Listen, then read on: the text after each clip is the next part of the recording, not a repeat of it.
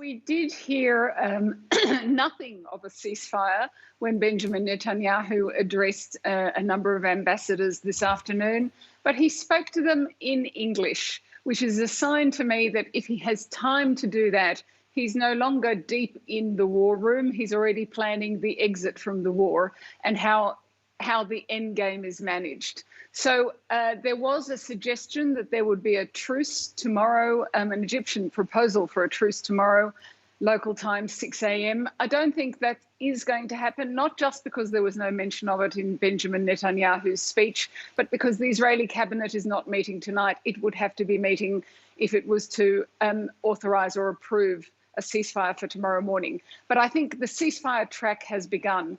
And there is so much pressure. You know, the call from Joe Biden, the call from the Defense Secretary to Israel's Defense Minister, the call from the State Department to Israel's Foreign Minister, the visit tomorrow from the German Foreign Minister, the pressure from France, the pressure from the United Nations.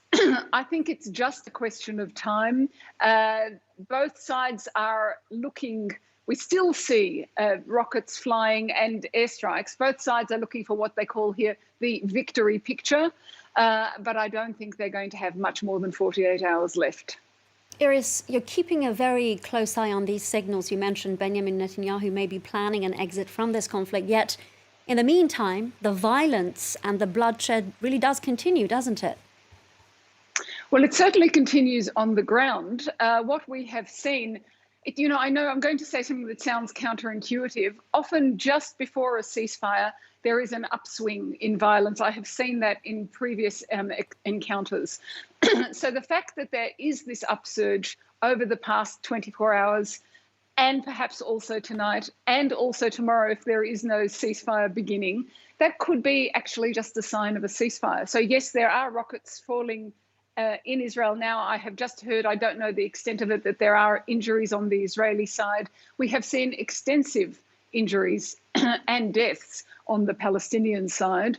We have seen also tonight in Lebanon 4 rockets coming across. Now, I know that Israel says this is not Lebanon, not the Lebanese government, and not Hezbollah, but nevertheless, it is the 3rd time in a week.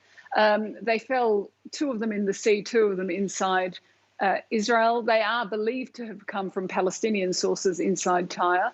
But what that says to me and to everyone watching is that this is both volatile and expanding even to the northern border.